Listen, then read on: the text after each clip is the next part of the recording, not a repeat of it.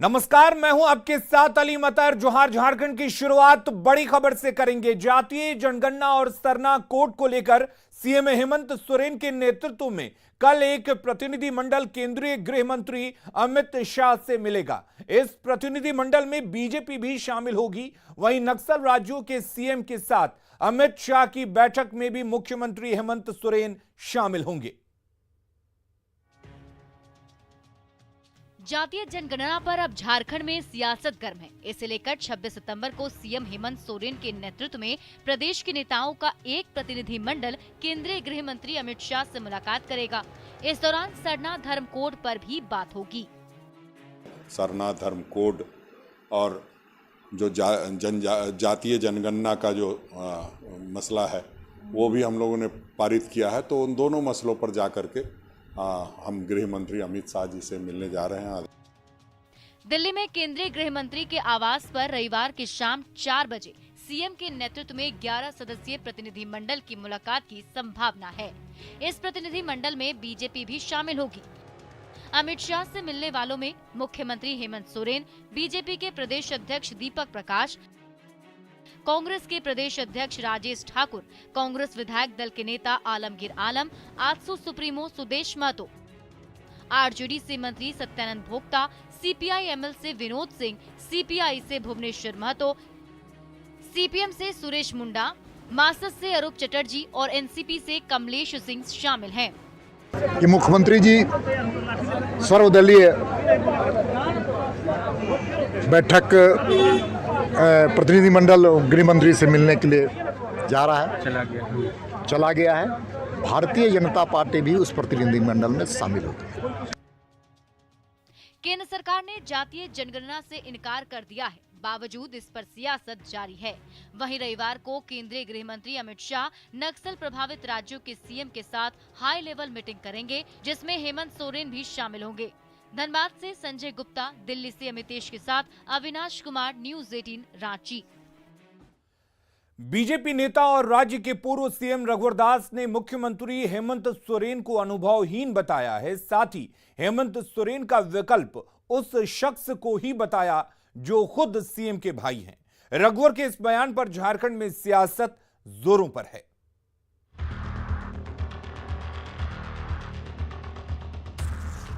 रांची में बीजेपी नेता की हत्या के बाद सरकार और मुख्यमंत्री हेमंत सोरेन पर बीजेपी हमलावर है। हमला भी ऐसा कि मुख्यमंत्री हेमंत सोरेन को नाकाम करार दिया है। झारखंड के पूर्व सीएम रघुवर दास ने तो यहां तक कह दिया कि जेएमएम में कई सीनियर लीडर हैं जो मुख्यमंत्री के लायक हैं।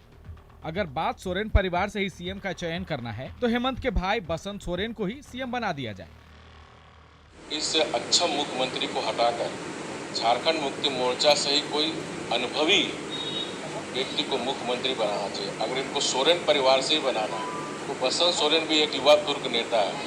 अगर परिवार को ही अगर गद्दी देना है तो बसंत सोरेन को मुख्यमंत्री बनाना चाहिए। 5 साल तक झारखंड की सत्ता पर काबिज रहे रघुवर दास के इतने बड़े बयान का सत्ताधारी जेएमएम कांग्रेस ने भी पलटवार किया है। जेएमएम का कहना है कि बीजेपी की राजनीति यहीं तक सीमित रहती है, फूट डालो राज करो। लेकिन उन्हें याद रहे हेमंत बसंत राम लक्ष्मण की जोड़ी है। देखिए, ये कोई नई बात नहीं है। भारतीय जनता पार्टी का राजनीतिक चरित्र रहा है कि लोगों के बीच में, समाज के बीच में, पार्टी के बीच में फूट डालो और राज करो। और जहां तक बसंत सोरेन और हेमंत सोरेन की बात है तो ये पूरा राज्य और पूरा देश दुनिया जानता है कि बसंत सोरेन और हेमंत सोरेन राम लक्ष्मण की जोड़ी है। झारखंड की सियासत में रघुवर दास के इस बयान के कई मायने हो सकते हैं। फिलहाल सत्ताधारी पार्टियां बयान के हर मायने का जवाब पलटवार कर दे रही है। फिलहाल ये देखना दिलचस्प होगा कि रघुवर के बयान का जवाब सीएम खुद कैसे देते हैं, या बसंत सोरेन सामने आकर रघुवर दास के इस बयान को हल्का कर देते हैं। रांची से अविनाश के साथ ब्यूरो रिपोर्ट, न्यूज़ 18। गोड्डा में कांग्रेस के कार्यकर्ता सम्मेलन में जमकर हंगामा हुआ। सम्मेलन में प्रदीप यादव के समर्थक और कांग्रेस के कार्यकर्ता आपस में भिड़ गए।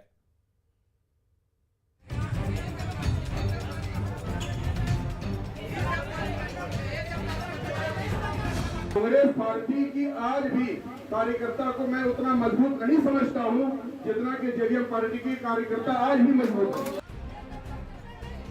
गोड्डा में कांग्रेस के कार्यकर्ता सम्मेलन में जेवीएम कार्यकर्ताओं की इसी तारीफ पर घमासान छिड़ गया। मंच पर मौजूद महागामा विधायक दीपिका पांडे सिंह आग बबूला हो गई और उनके आदेश पर कांग्रेस जिलाध्यक्ष ने इस कार्यकर्ता के हाथों से माइक छीन लिया, जिसके बाद प्रदीप और कांग्रेस समर्थक आपस में भिड़ गए। प्रदीप यादव अपने समर्थकों को समझाते रह गए।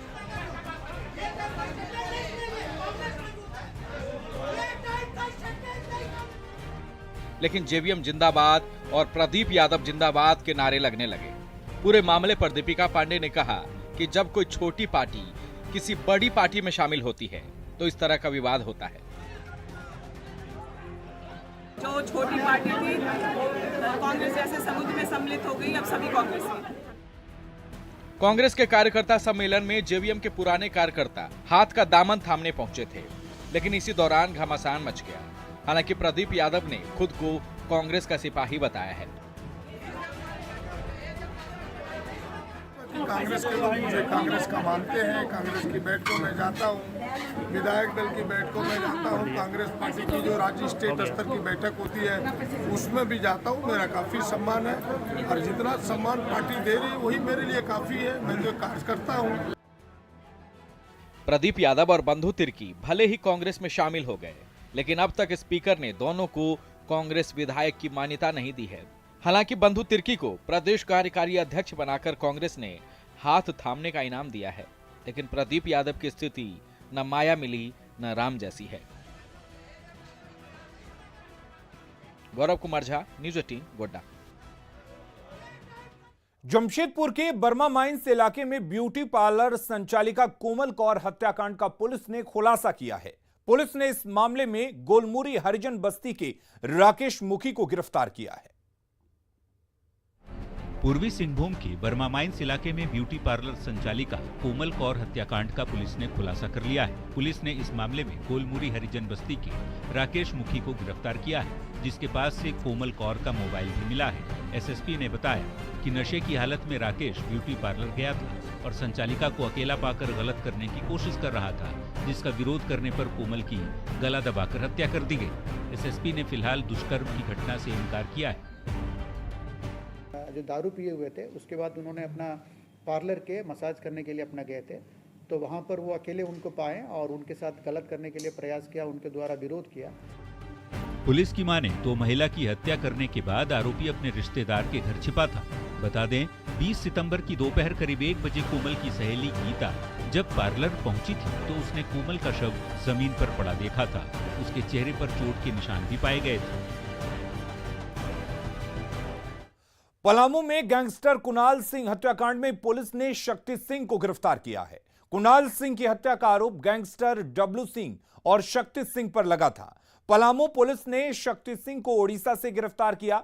पुलिस की माने तो डब्लू सिंह गिरोह के पैसों का लेन देन शक्ति सिंह ही मैनेज करता था। शक्ति सिंह के पास से 1 दर्जन से ज्यादा बैंक पासबुक और चेकबुक बरामद हुआ है।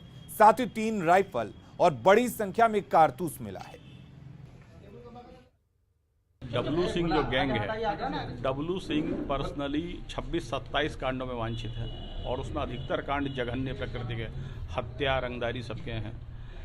जो सूचना हम लोग के पास है, शहर के कई लोगों को धमकाना, उसके ज़मीन को कब्जा करना या आधे पैसे पे बिकवा देना और उस पैसे का जो है एक साम्राज्य खड़ा करना, ये इस गैंग का काम है।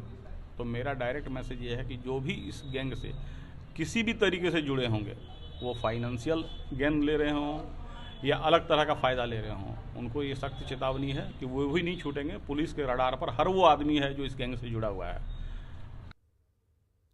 यूपीएससी सिविल सर्विसेज परीक्षा में झारखंड का बेहतरीन प्रदर्शन रहा। टॉप 10 में धनबाद के 2 कैंडिडेट यश जालूका और डॉक्टर अपाला मिश्रा ने स्थान पाया है। झारखंड के 15 उम्मीदवार सफल घोषित हुए हैं।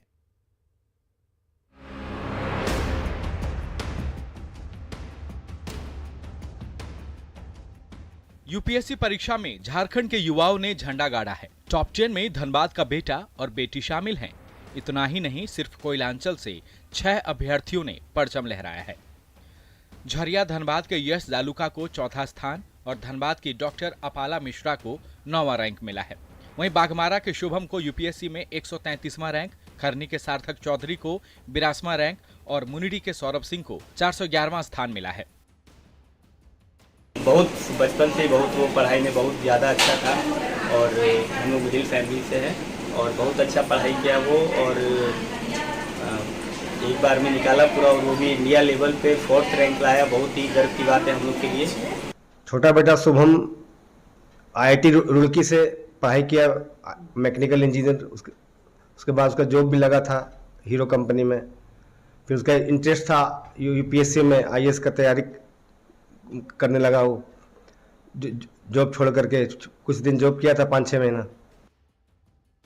यूपीएससी परीक्षा में जमशेदपुर के कनिष्क शर्मा को 53वां रैंक मिला है, जबकि हजारीबाग के उत्कर्ष कुमार को 55वां रैंक मिला है। देवघर के अनमोलन को 103वां स्थान मिला है। वहीं दुमका के राखाबानी मोहल्ले के दलजीत कुमार ने दूसरी बार में यूपीएससी क्रैक किया है और उन्हें 114वां रैंक मिला है। दलजीत फिलहाल IRTS में सर्विस कर रहे हैं और फिलहाल आद्रा में पोस्टेड हैं।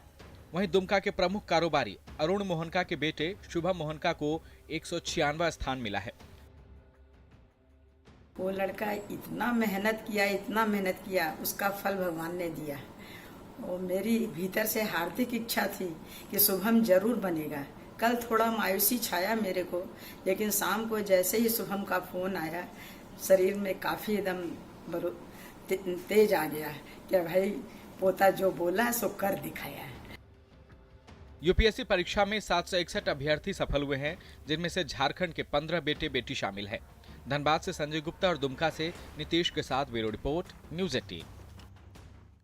पहचान बदलने की शुरुआत एक छोटे से प्रयास से ही शुरू होती है और आगे चलकर यही प्रयास एक बड़े कारवां में बदल जाता है।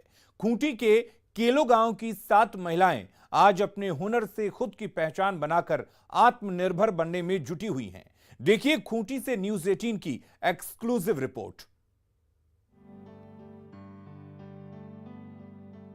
खिलौने, घर के सजावट के सामान, लैंप, गुल्लक, श्रृंगार बॉक्स और भी बहुत कुछ।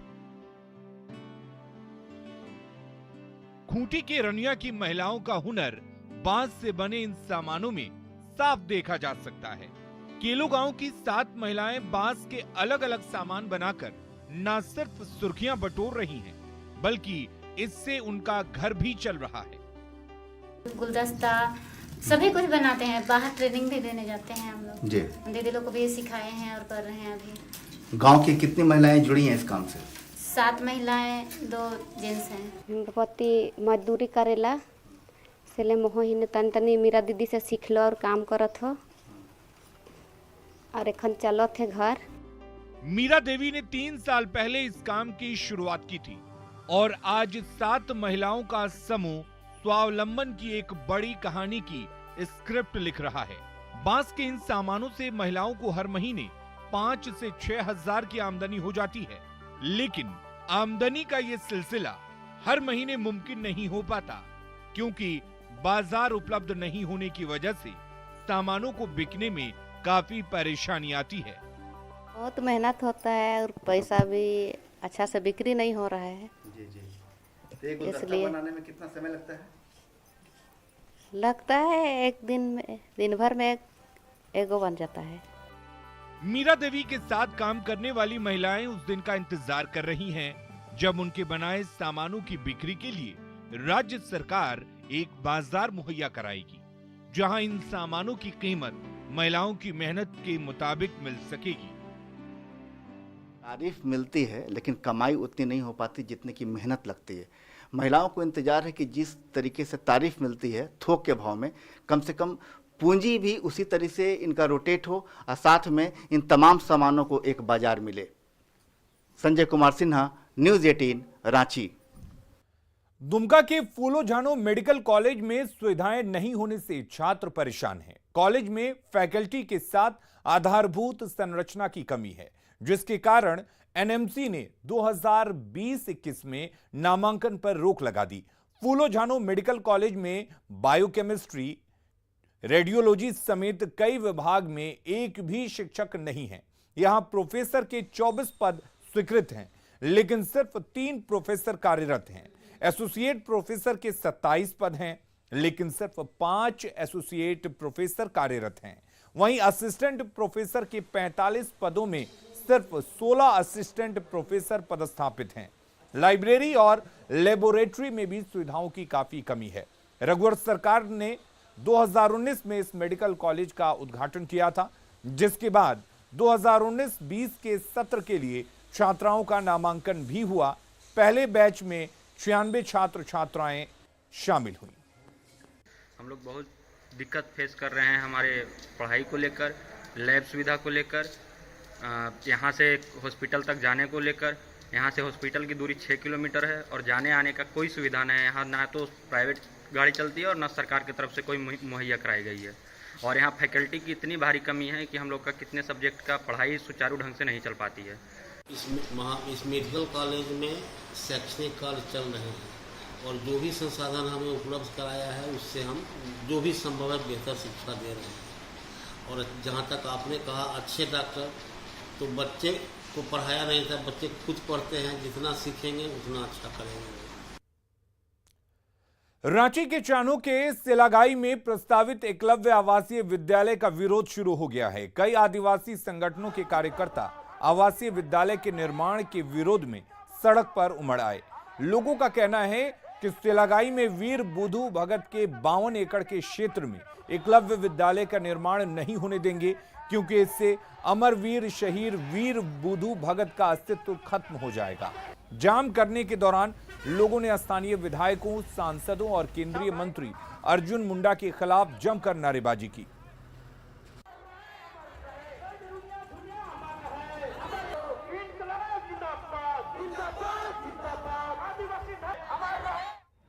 अमरवीर बुधू भगत सिलागाई टुंगरी में जिस तरह से एकलव्य स्कूल बनाया जा रहा है, बार बार हम लोग विरोध प्रदर्शन कर रहे हैं कि उस जगह पे स्थानांतरण किया जाए, दूसरे स्थान पे एकलव्य स्कूल बनाया जाए। लेकिन यहाँ पर जिस तरह का सरकार का रवैया हम देख रहे हैं, कहीं न कहीं हमारा जो वीर बुधू भगत का स्थल है उसको पूरा समाप्त करने की योजना बन रही है। और इस रोड जाम से हम लोग स्पष्ट जो है सरकार को चेतावनी देना चाहते हैं कि हमारे धार्मिक स्थल के साथ किसी प्रकार भी छेड़छाड़ होता है तो हम लोग कतई बर्दाश्त नहीं करेंगे। ये केवल नमूना है, क्योंकि हम लोग ये 2 रोड केवल जो है हम लोग मुख्य रूप से चुने हैं। अभी तो और आंदोलन बाकी है। हम लोग नहीं चाहते हैं किसी तरह का भी हमारा आंदोलन उग्र रूप ले, इसीलिए हम लोग बार बार पर सरकार से प्रार्थना कर रहे हैं। और कोई बड़ी बात नहीं है, अगर स्कूल जो है कहीं भी बन जाएगा तो क्या बच्चा नहीं पढ़ेंगे?